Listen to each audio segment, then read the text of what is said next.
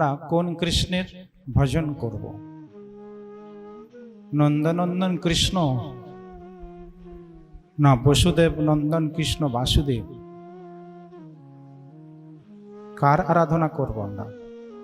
রসের মধ্যে রয়েছে পঞ্চরস, রয়েছে দাস্য সূক্ষ্ম বাৎসল্য মধুর। আমরা মধুর কৃষ্ণের উপাসক। চৈতন্য মহাপ্রভু তিনি উদার গৌর, আর নন্দনন্দন কৃষ্ণ ব্রজেন্দ্রনন্দন কৃষ্ণ তিনি হচ্ছেন মধুর কৃষ্ণ। যে কৃষ্ণের আরাধনা আজকে আমরা করতে উদ্যত হয়েছি, সেই কৃষ্ণ তত্ত্ব, কৃষ্ণকে না জানলে তো কৃষ্ণ আরাধনা করা যায় না। জাগতিক পরিচয় আমরা দেখি, জানি, কৃষ্ণ বলতেই অনেকেই জানেন কে কংসের কারাগারে কৃষ্ণ আবির্ভূত হয়েছিলেন, সেই কৃষ্ণ দেবকী বা বসুদেবের কৃষ্ণ। এছাড়া নন্দ মহারাজের গৃহে যে নন্দনন্দন কৃষ্ণ এসেছিলেন, একসঙ্গে দুই কৃষ্ণ, এটা কিন্তু অনেকে জানা নেই।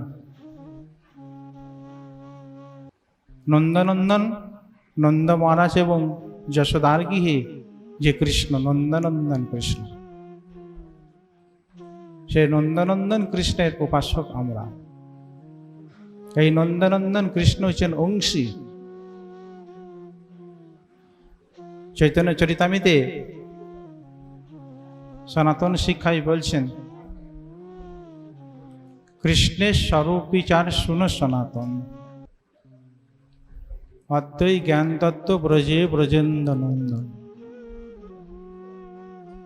কৃষ্ণ হচ্ছেন সনাতন গোস্বামী পাদ কে বলছেন মহাপ্রভু। যে মহাপ্রভু তিনি স্বয়ং কৃষ্ণ অংশী। অংশী মানে তিনি আদি মূল, তার থেকেই সমস্ত কিছু অংশ। কৃষ্ণ যিনি 16 কণাপূর্ণ, 64টি গুণ যুক্ত যে কৃষ্ণ, তিনি হচ্ছেন অংশী।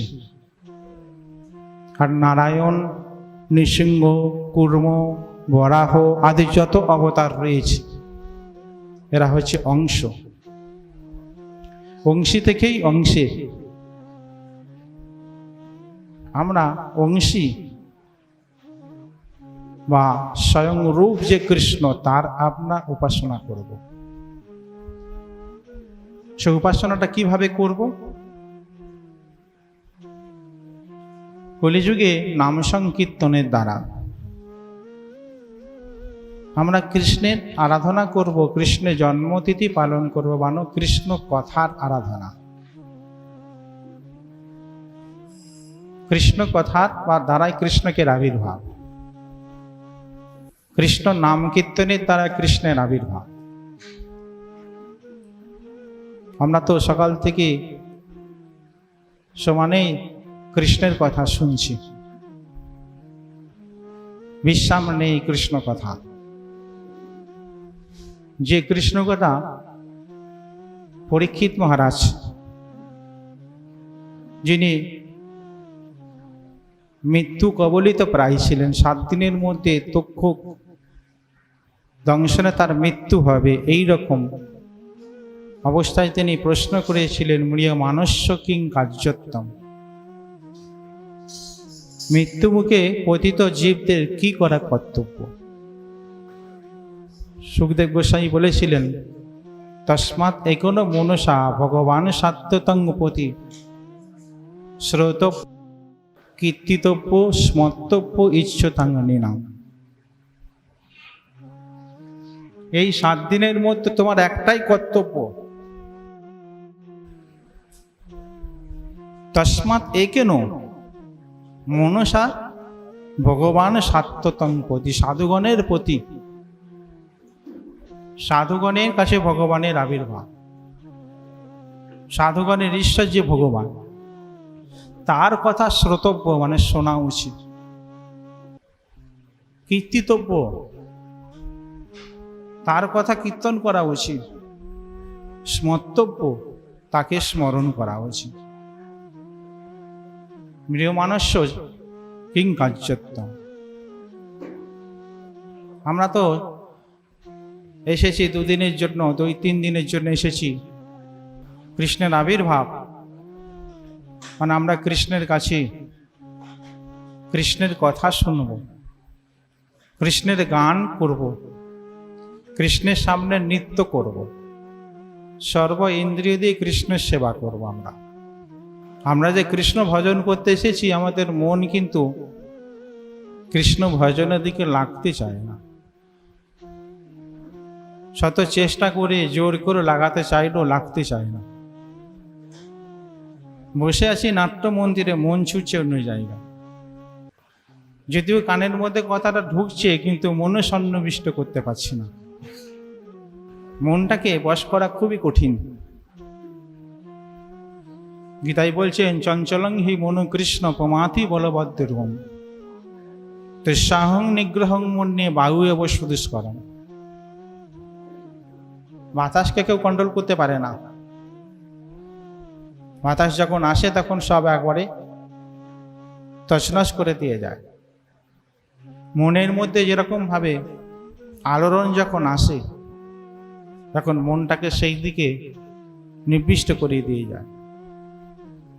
যে মনটাকে দিয়ে আমরা কৃষ্ণ ভজন করব, কৃষ্ণর কথা শুনব, কৃষ্ণ সেবা করব, কোনো মতেই লাগাতে চায় না।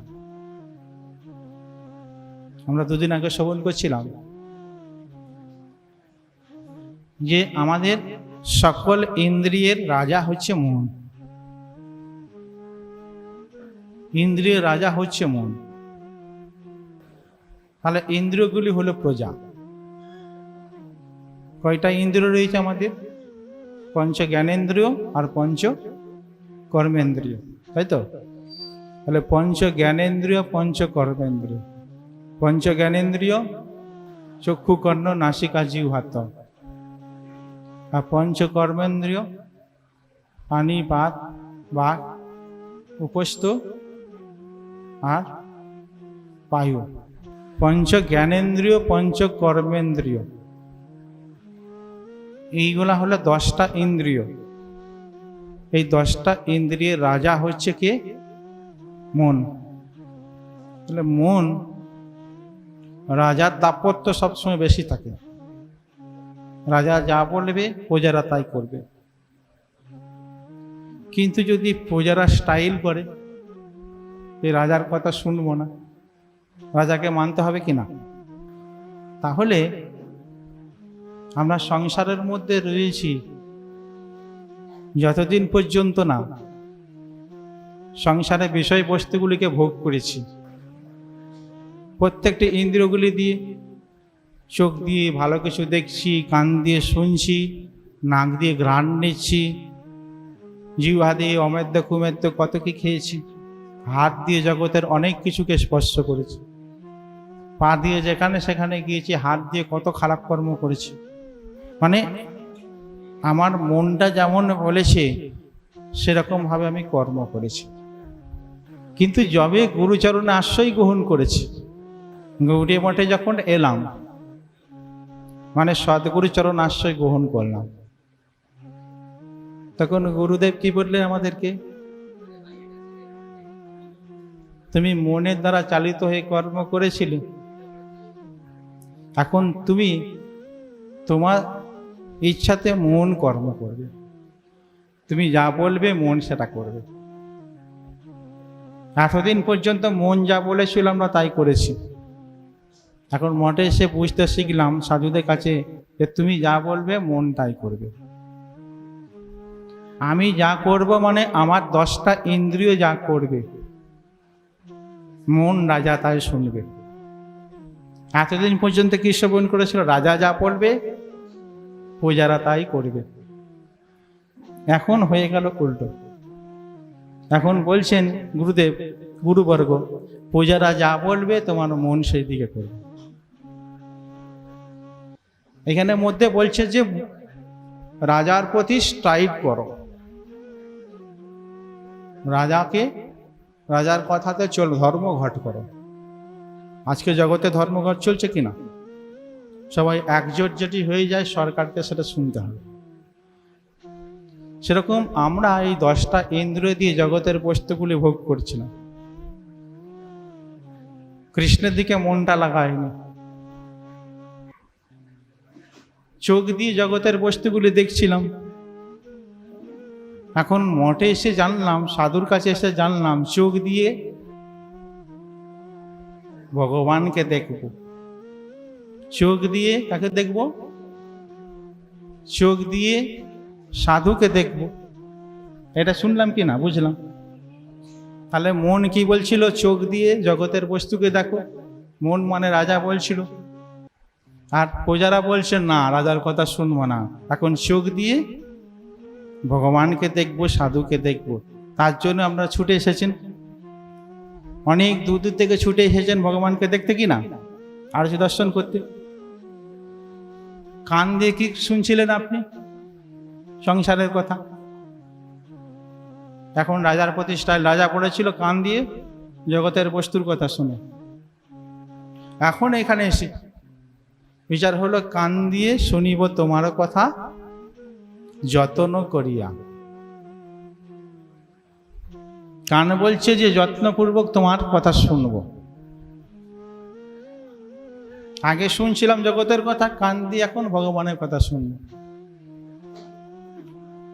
দেখিব তোমারও ধাম নয়ন ভরিয়া। চোখ দিয়ে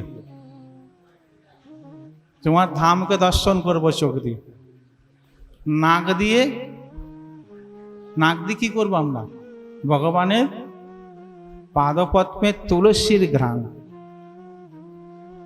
আর আমরা নাক দিয়ে জগতের পাশের ঘরে কি রান্না হচ্ছে, ভালো মন্দ কোথাও সেন্ট উঠছে, এতদিন পর্যন্ত শুনি নাক দিয়ে ঘ্রাণ নিয়েছিলাম। এখন আমরা স্টাইল করলাম যে নাক দিয়ে আর কোনো কিছু নেব না, ভগবানের পাদপদ্মে তুলসীর ঘ্রাণ নেব, ফুলের তুলসীর ঘ্রাণ নেব। জিহ্বা দিয়ে জগতের কত কি খাবার খেয়েছি, গৌরী মঠে এসে জিহ্বা দিয়ে কি খাবো? প্রসাদ, কৃষ্ণ প্রসাদ। তাহলে রাজা কি বলেছিল এতদিন পর্যন্ত, আর এখন কি করছি? স্টাইল করছি কিনা? রাজার বিরুদ্ধে ধর্মঘট করছি কিনা?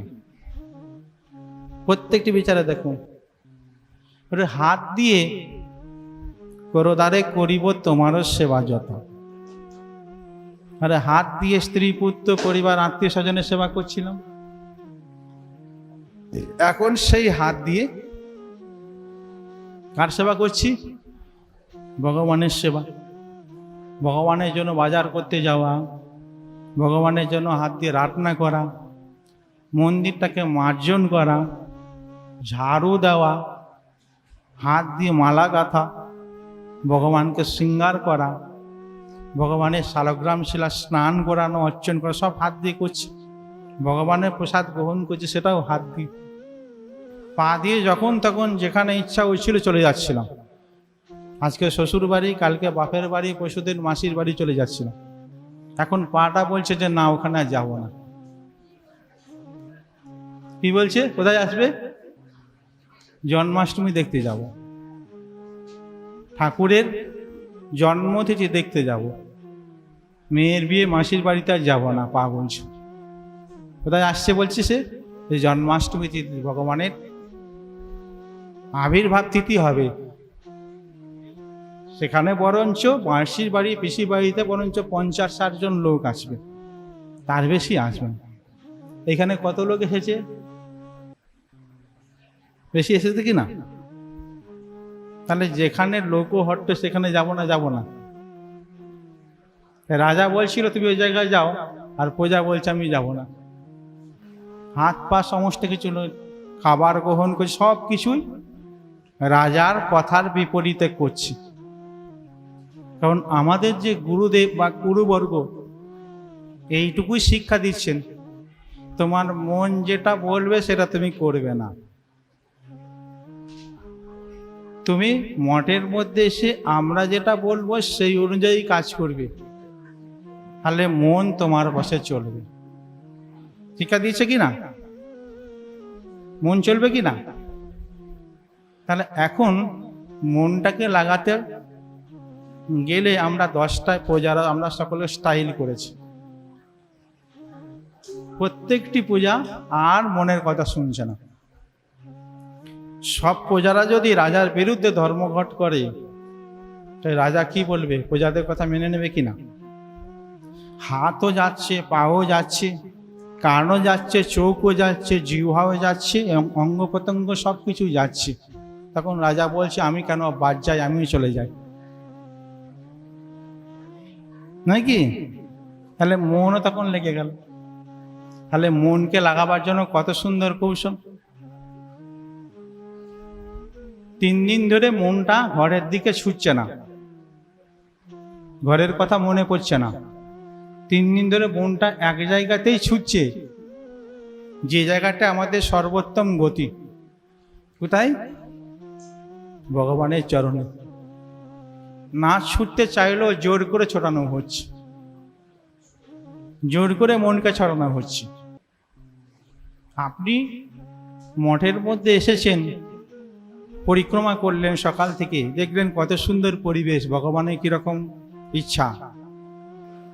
আমরা যদি সকলেই উৎসাহের সহিত, প্রীতির সহিত, আদরের সহিত ভগবানকে ডাকি, ভগবান কি আমাদের ডাকে সাড়া দেবে না? দেবে কি দেবে না? ভগবান আবির্ভূত হবেন কোথায়? কোথায় আবির্ভূত হবে? বাগবাজার মঠে দেবে? কোথায়? ভগবান আবির্ভূত হবেন হৃদয়ের মধ্যে, আমাদের মন বা হৃদয়ের মধ্যে আবির্ভূত হবেন। আবির্ভূত হবেন না হৃদয়ের মধ্যে? তাহলে হৃদয় হচ্ছে সিংহাসন। হৃদয়টাকে বলা হয় সিংহাসন। কোথায় বসেন ভগবান? সিংহাসনে বসেন না? হৃদয়রূপ সিংহাসনে বসেন। তাহলে হৃদয়রূপ সিংহাসনে বসাতে গেলে আমাদের হৃদয়টাকে, শরীরটাকে মন্দির বানিয়ে দিয়েছেন গুরুবর্গগণ। সকলে তিলক করেছেন কিনা? দাদার সঙ্গে তিলক করছেন কিনা? মন্দিরে কয়টা চূড়া? 12টা চূড়া যুক্ত। দাদার সঙ্গে তিলক করেছে। শরীরটা হলো মন্দির। শরীরটা মন্দির কিনা? সেই শরীর রূপ মন্দিরের মধ্যে হৃদয় রূপ সিংহাসন, সেই সিংহাসনে ভগবান বসবেন। ওই জন্য মন বা হৃদয়টাকে পরিষ্কার করা হচ্ছে। ভগবান বসবেন তো, গুন্ডিচা মার জন্য পরিষ্কার করা হয়েছে। তারপরে নাম সংকীর্তনের ধ্বনি সকাল থেকে চলছে, পাঠ কীর্তনের ধ্বনি সকাল থেকে চলছে, বিরাম নেই। যদি কন্টিনিউ যদি ভগবানের জন্য সব সাধকগণ যদি সকাল থেকে চিল্লাতে থাকে, আপনি দরজা বন্ধ করে বসে আছেন,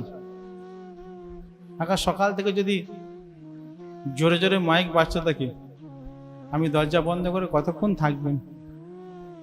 আমি তো বেরিয়ে আসবেন কিনা? সে ভগবান দরজা বন্ধ করেছিলেন, এখন সকাল থেকে সমানে চলছে ভগবানের কথা কীর্তন, একধারে চলছে ভগবানের কথা কীর্তন। এই ভগবানের কথা শুনতে শুনতে শুনতে শুনতে মন সিংহাসনটা পরিষ্কার, হৃদয় সিংহাসনটা পরিষ্কার হয়ে যাচ্ছে। আর কোনো না, তখনই ভগবান আবির্ভূত। এই জন্য বলছে কৃষ্ণের স্বরূপ বিচার শুনো সনাতন, অদ্বৈ জ্ঞান তত্ত্ব ব্রজে ব্রজেন্দ্রনন্দন। ব্রজেন্দ্রনন্দন সর্ব আদি সর্বংশী কিশোর চিদানন্দময় সর্বাশ্রয় সর্বেশ্বর স্বয়ং ভগবান কৃষ্ণ গোবিন্দ পরনাম। একবারে সনাতন গোস্বামী পাদকে মহাপ্রভু বলছেন, মহাপ্রভু কৃষ্ণই বলছেন তার নিজের গুণের মহিমার কথা। আমরা যে কৃষ্ণ উপাসনা করব, মনটাকে লাগছে না তো, ঘুম আসছে, মনটা চলে যাচ্ছে এদিকে সেদিকে, তার মনটাকে, ওই জন্য মনটাকে রাজার বিরুদ্ধে স্টাইল করছি আমরা। স্টাইল করেছি মানে আমাদের গুরুবর্গ সকলেই সব পূজাগুলাকে লাগিয়ে দিয়েছে, এই সেবার মধ্যে লেগে যায়। এখন সেই মনকে বলা হচ্ছে তুমি কৃষ্ণের যে পূজা করবে, কৃষ্ণকে ভালো করে জানো। আমরা কোনো একজন লোকের জন্মতিথি পালন করলে বিচার করে দেখি না তিনি কি ভালোবাসেন, কোন জিনিসটা করতে ভালোবাসেন, কোন জিনিসটা খেতে ভালোবাসেন, সেটা আমরা যখন বিচার করি, সেরকম শাস্ত্র বলছে ভগবানের গুণের কথা। শাস্ত্র বলছেন সর্ব আদি সর্ব অংশী, তার আদি কেউ নেই, অনাদি আদি গোবিন্দ, তার আদি কেউ নেই, তিনি একবারে সুপ্রিম লর্ড। তার থেকে অংশী, তার থেকে সমস্ত অংশ আসছে। সর্ব অংশী, সব অংশ, সমস্ত অবতারগণে যিনি অবতার বীজ, সমস্ত অবতারগণের বীজ। যত অবতার তেমন বীজ থেকে গাছ উৎপন্ন হয়, সেরকম ব্রজেন্দ্রনন্দন কৃষ্ণ থেকে সব অবতার আসছে, সমস্ত কিছু অবতারের উৎস।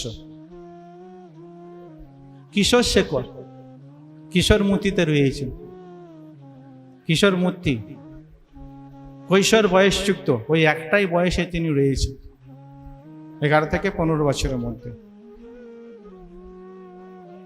চিদানন্দময় কৃষ্ণ সর্বাশ্বয় সর্বেশ্বর, সচ্চিৎ আনন্দময় তার শরীর, এবং তিনি সর্বজীবের আশ্রয় এবং সকল ঈশ্বরের ঈশ্বর। স্বয়ং ভগবান কৃষ্ণ গোবিন্দ পরনাম। স্বয়ং ভগবান, স্বয়ং ভগবান উপাসনা করতে হবে। এতে চাংশ কলা পুংস কৃষ্ণস্তু ভগবান, স্বয়ং কে? স্বয়ং ভগবান, কৃষ্ণস্তু ভগবান, স্বয়ং কৃষ্ণই স্বয়ং ভগবান। রাম, নৃসিংহ, কুর্ম, বরাহ, এদেরকে তো ভগবান বলা যেতে পারে, কিন্তু স্বয়ং কথাটা সেখানে প্রযোজ্য নয়। স্বয়ং মানে অনন্য অপেক্ষা যত রূপং স্বয়ং রূপ সহ উচ্চতে, যে রূপটা অন্য কোনো রূপের অপেক্ষা রাখেন, যেটাই বলবেন, যেটা ইচ্ছা হবে সেটাই করবেন। আমরা এই সংসারের পথে কোনো কাজ করতে গেলে অপরের অপেক্ষা রাখি, কিন্তু ভগবানের সেরকম বিষয় নয়। স্বয়ং রূপ, স্বয়ং তু অসম্মাতি স্বয়ত্রাধীশ, স্বয়ং রূপ, যে রূপটা অন্য কোনো রূপে। দেখুন কৃষ্ণের এই রূপের সঙ্গে আর কোনো অবতারের রূপে মিল আছে? অন্য কোনো অবতারে কোনো মিল নেই, আছে? মহাপ্রভু অন্যরকম রূপ, কৃষ্ণের রূপটা একটু আলাদা। কৃষ্ণের রূপ আর রাধার রূপ দুটো বিপরীত, দুটোই বিপরীত নয় কি? একজন আলো আর একজন হচ্ছে কালো, একটা হচ্ছে আলো, এক হচ্ছে কালো। আমাদের গৌড়ীয় গুরুবর্গের মধ্যে আচার্যদেব তিনি এক জায়গায় বলছেন, গুন্ডিচা মার্জনের শত দূষণী, বলছে আলো এবং কালোময় সংসারের নাম হচ্ছে কৃষ্ণের সংসার। আলো এবং কালোময় সংসারের নাম কৃষ্ণের সংসার। আলো মানে কে? রাধা রানী, আর কালো মানে কৃষ্ণ। তাহলে রাধা এবং কৃষ্ণকে যে সংসার, সেটার নাম হচ্ছে কৃষ্ণের সংসার। কত গভীরের কথা! আলো এবং কালোময় সংসার, কত গভীরের কথা। জগতের লোক আলো আবার কালো কি? আলো মানে সূর্য আর কালো মানে অন্ধকার। আর কৃষ্ণ তো অন্ধকারে হয়েছিল, এসেছিল তো অন্ধকার রাত্রিতে, নয় কি? তাহলে অন্ধকারের মধ্যে সূর্য স্বরূপ উদয়। আমাদের হৃদয় অন্ধকারের মধ্যে কৃষ্ণরূপ সূর্যের উদয়। হৃদয়টা অন্ধকার, তার মধ্যে থেকে সূর্যরূপ কৃষ্ণের উদয় হয়। এই জন্য আলো এবং কালোময় সংসার কৃষ্ণের সংসার। আমরা এদিকে বলছি কৃষ্ণের সংসার করো ছাড়ি অনাচার, জীবে দয়া কৃষ্ণ নাম সর্বধর্মসার। কৃষ্ণের সংসার করো, সমস্ত কিছু অনাচারকে বাদ দিই। জগতে সব কিছু অনাচার, জগতে সমস্ত কিছুকে বাদ দিয়ে কৃষ্ণের সঙ্গে। আমাদের গুরুবর্গ প্রত্যেকটি ঘরে ঘরে কৃষ্ণের সংসারের শিক্ষা দিয়েছে। এটা তো বড় সংসার, এটা বড় সংসার। আর ছোট সংসার আপনাদের ঘরে ঘরে ছোট সংসার, ঘরে ঘরে ছোট সংসার নয় কি? মোটে হচ্ছে বড় সংসার। আর আপনাদের ঘরে ঘরে কৃষ্ণকে নিয়ে সংসার করছে। আর কৃষ্ণের সংসার ছাড়া থাকা যাবে না। প্রজাগুলিকে সব কৃষ্ণের সেবার দিকে লাগিয়ে দিতে হবে। মনের দিকে প্রজার দিকে লাগানো হবে না। খুব সুন্দর কথা। প্রজাদেরকে মন থেকে, মনের থেকে স্টাইল করতে হবে। প্রজাদেরকে ধর্মঘট করতে হবে। আজ থেকে আমি মনের কথা শুনব না, আজ থেকে আমরা সমস্তগুলিকে ভগবানের সেবায় লাগিয়ে। তাহলেই মন লেগে গেল। মন লেগে গেল মানে রাজা ভগবানের দিকে যুক্ত হয়ে গেল, ভগবানের সেবায় যুক্ত হয়ে গেল। মন লেগে গেল মানে আর কিছু দরকার নেই। রাজাকে যদি আনতে পারা যায়, প্রজাটা তো স্টাইল করে রাজাকে নিজেদের দিকে নিয়ে এসেছে, তাহলে প্রজাদের আর কোনো দুঃখই নেই। এই জন্য মনটাকে লাগাতে গেলে মন ইন্দ্রিয়গুলিকে ভগবানের সেবার দিকে নিযুক্ত করতে হবে। এই জন্য সকলে উৎসাহের সহিত কীর্তন করবেন, আনন্দের সহিত হাত তুলে নাচবেন, উলুধ্বনি দেবেন, জয়ধ্বনি দেবেন। হৃদয়ের মধ্যে মনের মণিকোটায় যে ভগবান সুপ্ত অবস্থায় রেখে তাকে জাগিয়ে তুলতে হবে সকলের মাধ্যমে। সকলে উলুধ্বনি দিয়ে নাম কীর্তনের দ্বারা আমাদের কৃষ্ণকে আবির্ভাব করা।